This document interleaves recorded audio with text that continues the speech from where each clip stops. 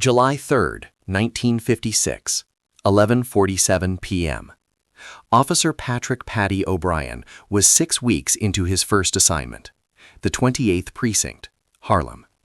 His captain told him it was a test. Survive Harlem, you can survive anywhere. But Paddy wasn't surviving. Blame them.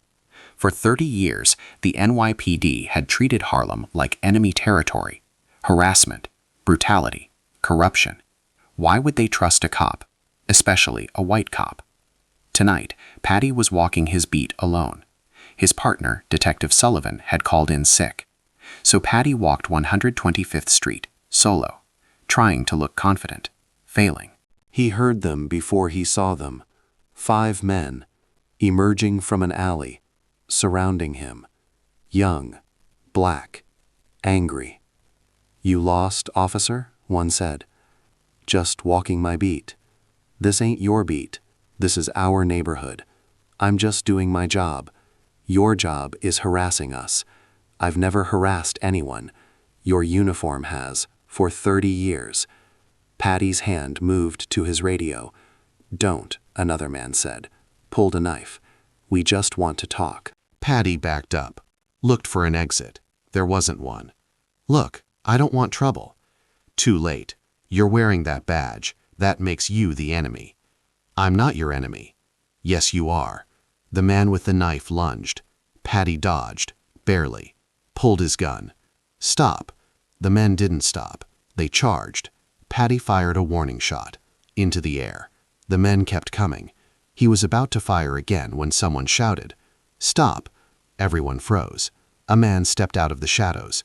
Older, well-dressed, calm. Bumpy Johnson. Paddy recognized him from the briefing.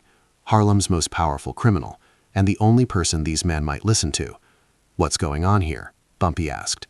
"We're teaching this cop a lesson. By killing him, he's one of them." "He's also outnumbered 5-1. That's not a fight, that's a lynching." "This ain't your business, Bumpy." "Yes, it is. Everything in Harlem is my business."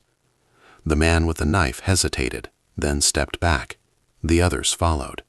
Bumpy walked to Paddy. "You okay, officer?" Paddy nodded, still shaking. "You should go home. It's not safe here tonight." "I can't. I've got 3 more hours on my shift." "Then be careful." Paddy watched Bumpy walk away. Didn't understand why a criminal just saved a cop's life, but he was grateful. 11:52 p.m., 5 minutes later.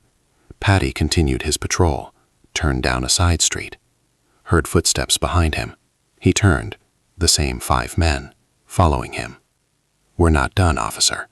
Bumpy told you to leave." "Bumpy's not here anymore." Paddy reached for his radio. They rushed him, all 5 at once, knocked him down, kicked him, punched him, took his gun. Dr. Chen looked at Paddy, then at Bumpy. "You've brought a cop to my house?" "He saved my life," Paddy said. "I owe him." Dr. Chen stepped aside. "Let them in." Inside, she treated Paddy's wounds. Bruised ribs, split lip, black eye. Nothing broken. "You're lucky." "I know." She looked at Bumpy. "Why did you help him?" "Because it was right." "You hate cops." "I hate corrupt cops. There's a difference." "How do you know he's not corrupt?" "Because corrupt cops don't walk Harlem alone at midnight. They travel in packs, and they don't try to talk before shooting." Paddy looked at Bumpy. "Thank you." "Don't thank me yet." "For what?" "For what's coming." "What's coming?" "When your captain finds out I saved you, he's going to make your life hell." July 4th, 1956, 8 a.m. Paddy reported to Captain McBride, told him everything. The attack, Bumpy's intervention, the doctor. Captain McBride's face turned red. "You went to a criminal's doctor?" "I didn't have a choice." "Yes, you did. You could have died doing your duty. Instead, you let a Negro gangster save you." He looked at Paddy with disgust. "You're a disgrace to this uniform." "Sir, Get out of my office." "Sir, I said get out." Paddy left, walked to his locker. His fellow officers stared, whispered. Word had spread. The rookie who got saved by Bumpy Johnson. Paddy's partner, Detective Sullivan, approached. "Heard what happened?" Yeah. That true? Johnson saved you? Yes. Sullivan spat. You should have died. What? Better to die a hero than live as a coward who needed a Negro to save him. He walked away. Paddy stood there, alone, humiliated, broken. July 5th, 1956. Paddy went to see Bumpy. Found him at Small's Paradise. Bumpy was surprised. "Officer O'Brien, what brings you here?" "I wanted to thank you properly." "You already thanked me." "I know. But I also wanted to ask you something." "What?" "Why did you save me?" "I told you. It was right." "But you risk your life, your reputation. For a cop?" "Not for a cop. For a person." Paddy sat down. "Can I be honest with you?" "Please." "I don't know how to do this job." "What do you mean?" "I became a cop because I wanted to help people. But here in Harlem, nobody wants my help. They see my uniform and hate me." And I don't blame them, because cops have been terrible to this community. Bumpy nodded. "So why stay?" "Because if I leave, nothing changes. The next cop will be worse, more racist, more brutal. But if I stay, maybe I can be different. Maybe I can prove that not all cops are the enemy." Bumpy studied him.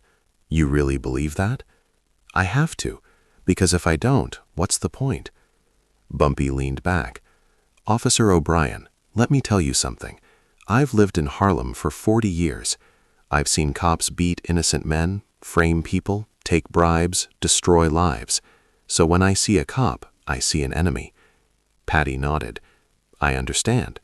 But you," Bumpy continued, "might be different." "How do you know?" "Because you're here, asking questions, trying to understand. Most cops don't do that. They just enforce. So here's what I'm going to do. I'm going to give you a chance to prove you're different. How? By protecting this community, not from it." Paddy didn't understand. "What's the difference?" "Protecting from means treating people like criminals. Protecting for means treating them like humans. Learn the difference and you'll survive here, maybe even thrive." July 10th, 1956. Paddy started changing how he policed. Instead of walking with authority, he walked with humility. Instead of demanding respect, he earned it. He learned names. Mrs. Washington, who ran the corner store. Mr. Hayes, who swept the streets. Little Marcus, who sold newspapers. He stopped to talk. Not to interrogate, just to listen. At first, people were suspicious, but slowly they opened up, told him about real problems, drug dealers, domestic violence, theft, things they'd never reported before because they didn't trust cops. Paddy investigated, quietly, without fanfare, and solved cases. A stolen bike returned to a kid, a domestic abuser arrested, a drug dealer chased out of the neighborhood. People started to notice. That white cop, he's different. He actually helps. July 15th, 1956. 2 weeks after Bumpy saved him, a call came in. Shots fired. 132nd Street. Paddy responded. Found a crowd gathered. A young black man, bleeding, shot in the leg. Paddy called for an ambulance, then applied pressure to the wound. "You're going to be okay." The man looked at him, scared. "You're not going to arrest me?" "Why would I arrest you? I was running numbers." Paddy kept pressure on the wound. "Right now you're bleeding. That's more important than numbers." The ambulance arrived, took the man. The crowd watched Paddy. This white cop just saved a black man's life, without arresting him, without judgment. Just helped. That night, word spread. Officer O'Brien is different. August 1956, 1 month after the incident, Bumpy called a meeting with Harlem's community leaders, Reverend Powell, business owners, numbers runners, everyone. "There's a cop in the 28th Precinct, Officer Patrick O'Brien. He's different." "How different?" "He's not corrupt, doesn't take bribes, doesn't harass people, actually helps." Reverend Powell spoke up. "Bumpy, you trust him?" "I don't trust anyone completely, but I believe he's trying." That's more than I can say for any other cop. September 1956. Paddy's partner, Detective Sullivan, was transferred. Requested reassignment. Didn't want to work with the cop who'd been saved by Bumpy Johnson. Paddy got a new partner, Officer James Rodriguez, Puerto Rican, also an outsider. They bonded. Two minorities in a white police force, working a black neighborhood. It shouldn't have worked, but it did, because they both cared. October 1956. Paddy responded to a domestic violence call. Husband beating his wife. Paddy arrested him, but the wife was terrified. He'll kill me when he gets out. Paddy made a call to Bumpy. I need help. With what? There's a woman. Her husband beats her. I arrested him. But she's scared he'll come back. Bumpy was quiet. You want me to protect her? Just until she can get somewhere safe. Why would I do that? Because you said I should protect the community. This is protecting the community. Bumpy smiled. You learn fast, officer. 2 days later, the woman was relocated to Philadelphia with family, safe. The husband, when released, was visited by Junie Bird. Told very clearly, if you go near her, you disappear. He never went near her. Paddy learned. Bumpy's protection was more effective than the law. November 1956. Paddy's captain called him in. O'Brien, I'm hearing things. What kind of things? That you're working with Bumpy Johnson. I'm not working with him. I'm working for the community. Same thing. No, sir, it's not. Bumpy Johnson is a criminal. He's also respected here. More than we are. That's because he's a criminal. Or because he protects people. And we don't. Captain McBride stood up. You're walking a dangerous line, O'Brien. I know, sir. Then stop. I can't. Why not? Because someone has to build trust. And if not me, who? December 1956. 6 months after Bumpy saved Paddy. Christmas Eve. Paddy was walking his beat. Saw kids, no gifts, no food, family struggling. He called Bumpy. I need your help again. You're making this a habit. I know, but it's Christmas, and there are families here with nothing. What do you want me to do? Help me give them something. Why? Because it's the right thing to do. December 25th, 1956, Christmas morning. 50 families in Harlem woke up to gifts. Toys for kids, food for dinner, warm clothes, anonymous donations. But everyone knew Officer O'Brien and Bumpy Johnson, working together. The community started to shift. Maybe cops and criminals could coexist if they both wanted the same thing, protecting people. January 1957. Paddy's wife, Maria, was pregnant. 8 months. Paddy was worried. Harlem was dangerous. What if something happened? Bumpy heard, sent word. Your wife is under my protection. Paddy went to thank him. You don't have to do this. Yes, I do. Why? Because you've earned it. Paddy didn't understand. How? By being different. By proving that not all cops are enemies. That's rare, and rare things should be protected. February 14th, 1957, Maria went into labor. Paddy rushed her to the hospital, but traffic was terrible. Stuck. Maria was panicking. It's too soon. We're not going to make it. Paddy radioed for help. This is Officer O'Brien. My wife's in labor. We're stuck at 125th and Lenox. Need assistance. 5 minutes later, 3 cars arrived. Bumpy's men. Cleared traffic. Escorted Paddy to the hospital. Maria delivered safely. A healthy boy. Patrick O'Brien, Jr. Bumpy sent flowers and a note. Welcome to Harlem, little Paddy. You're under our protection. Paddy cried reading it. March 1957. 9 months after Bumpy saved Paddy's life, Paddy was called to Captain McBride's office. Sat down.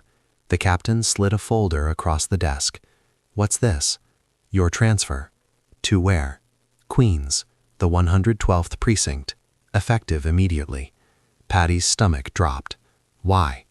Because you've become too close to the criminals here. I'm close to the community. Bumpy Johnson is not the community. He's a criminal. He's both. And that's the problem. You've lost objectivity. Sir, crime in my sector is down 30%. Because you're letting them police themselves. No, because I'm building trust. McBride stood up. Officer O'Brien, you have a choice. Take the transfer or resign. Those are your options. Can I have time to think? You have 24 hours. Paddy left, walked to Small's Paradise, found Bumpy, told him everything. They're transferring me. Bumpy nodded, expected. What do I do? What do you want to do? I want to stay. But if I refuse, I lose my job. And if you leave, Harlem gets another cop, probably worse. So what's the answer? Bumpy leaned back. Officer O'Brien, let me tell you something. 10 years ago, I would have celebrated you leaving, one less cop. But now I've seen what you can do, how you can change things. So my advice? Fight. How? Make them explain why crime is down in your sector. Make them explain why the community trusts you. Make them justify removing the most effective cop they have. March 15th, 1957. Paddy requested a meeting. With the police commissioner, Commissioner Walsh. Walsh agreed. Curious. In his office, Paddy presented his case. Sir, in the 9 months I've been in Harlem, crime in my sector has decreased 30%. Arrests are up, community complaints are down, and for the first time in years, people are cooperating with police. Walsh looked at the numbers. Impressive. Thank you, sir. But Captain McBride wants me transferred. Why? Because I've built relationships with community leaders, including Bumpy Johnson. Walsh frowned. The criminal? Yes, sir. But here's the thing. Bumpy Johnson has more influence in Harlem than the NYPD does. That's a problem. Or an opportunity. Explain. If we work against him, we lose. The community sides with him. But if we work parallel to him, both wanting safety, we all win. That's consorting with criminals. No, sir. It's community policing. Walsh studied Paddy. You really believe this? I've seen it work. For 9 months, crime is down, trust is up. Isn't that what we want? Walsh thought for a long moment, then made a decision. You can stay in Harlem. Thank you, sir. But, Walsh continued, you will be monitored. Any hint of corruption, any evidence you're protecting Johnson's operations, you're done. Understood. I'm not protecting his operations. I'm protecting the community. Sometimes that overlaps. Walsh nodded. Just don't cross the line. April 1957. Paddy returned to Harlem. The community celebrated, quietly. Officer O'Brien stayed. That white cop who actually cares. He's still here. Bumpy sent word. Congratulations. You fought. You won. Paddy visited him. Thank you. For what? For showing me how to do this job right. I didn't show you anything. You figured it out. Maybe. But you gave me the chance. That's all anyone needs. A chance. May 1958. 2 years after Bumpy saved Paddy, a new threat emerged. Drugs. Heroin. Flooding Harlem. Destroying families. Bumpy hated it. He ran gambling, bootlegging, protection, but not drugs. Drugs killed communities. So Bumpy declared war on drug dealers, ran them out, violently. Paddy watched, conflicted. Bumpy was doing the right thing. But with the wrong methods. He approached Bumpy. We need to talk. About what? The drug dealers. You're beating them, killing some. Yes, that's illegal. So is selling poison to kids. I know, but there's a better way. What way? Let me arrest them. You can't arrest them all. No, but I can arrest enough, make it unprofitable, make it risky. Eventually they'll leave. Bumpy considered this. And if they don't, then you handle it your way. Deal. Over the next 6 months, Paddy and Bumpy worked together, unofficially. Bumpy's people identified dealers. Paddy arrested them, built cases, sent them to prison. By December 1958, heroin in Harlem was down 60%. The community noticed. Officer O'Brien and Bumpy Johnson fighting drugs together. January 1960, 4 years after the initial incident, Paddy was promoted to detective. first officer from the 28th Precinct promoted in 10 years. Captain McBride was furious, but couldn't argue with results. Paddy's sector had the lowest crime rate in Manhattan, the highest community satisfaction, the best arrest record. Detective O'Brien became a model. Other precincts studied his methods. Community policing, building trust, working with community leaders, even controversial ones. March 1963, 7 years after Bumpy saved Paddy. Civil rights movement was accelerating. Protests, marches, tension between police and black communities everywhere, except Harlem. In Harlem, Detective O'Brien mediated. When protesters marched, he protected them. From violent counter-protesters, from aggressive cops from other precincts. He became known as the cop who stood with the community. Reverend Powell gave a speech. There are cops who brutalize us. Cops who arrest us for demanding rights. And then there's Detective Patrick O'Brien, who protects us, who understands that justice means equality, who proves that not all cops are enemies. The crowd applauded. Paddy, standing in the back, felt tears. This was why he became a cop. July 1964. Malcolm X was speaking at a rally. Tensions were high. NYPD wanted to shut it down. Paddy intervened. Sir, Malcolm has a right to speak. He's inciting violence. He's exercising free speech. We can't shut this down without cause.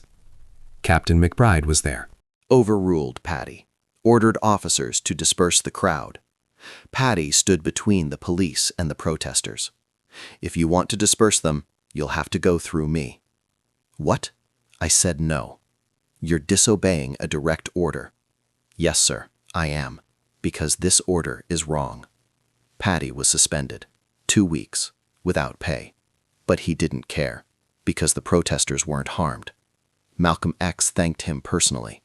Detective O'Brien, you risked your career for us. Why? Because it was right.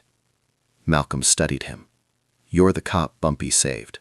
Yes, he was right about you. You're different. August 1964. Paddy's suspension ended. He returned to work. The community threw him a party. At Small's Paradise, Bumpy hosted. Hundreds of people, black, white, Puerto Rican, all celebrating a cop.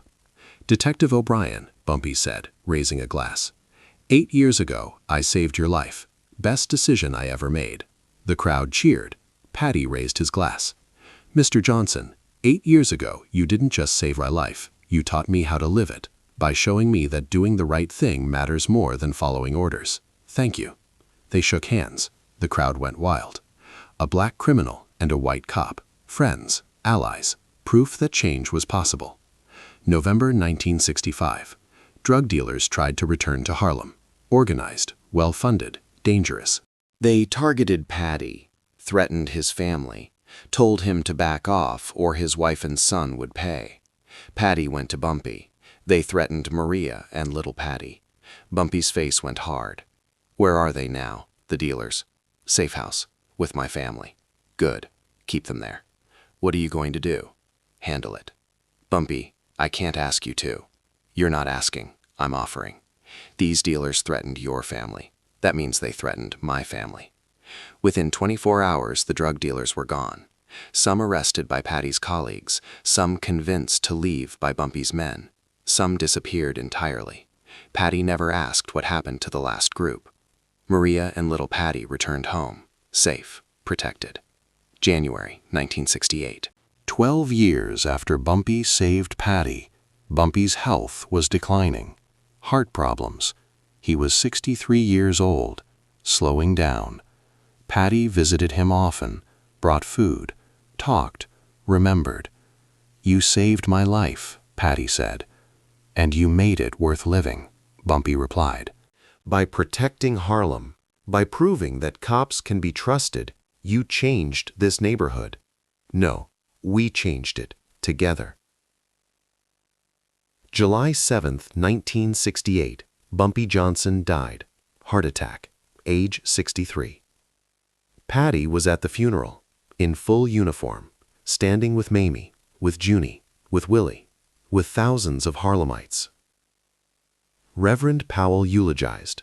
Bumpy Johnson was many things: criminal, protector, leader, friend. But perhaps his greatest legacy is proving that people can change each other, that enemies can become allies, that a black gangster and a white cop can work together for the same goal: protecting a community. Detective Patrick O'Brien, standing here today, is proof of that. Paddy cried, openly, unashamed. He'd lost a friend, a mentor. The man who taught him what it meant to serve. August 1968, 1 month after Bumpy's death. Crime in Harlem started rising. Without Bumpy's influence, drug dealers returned, gangs moved in, violence increased. Paddy fought back, harder than ever, because Bumpy had trusted him to protect Harlem, and he wasn't going to fail. He recruited other cops, taught them Bumpy's lessons: build trust, respect the community, protect, don't oppress. Slowly, a new generation of cops emerged, trained by Paddy, following his example. By 1970, crime was back down. Harlem was stable, because Paddy had built something that lasted, not just a relationship with one man, but a system, a way of policing that worked. December 1976, 20 years after Bumpy saved Paddy's life, Detective Patrick O'Brien retired, age 48, after 22 years on the force.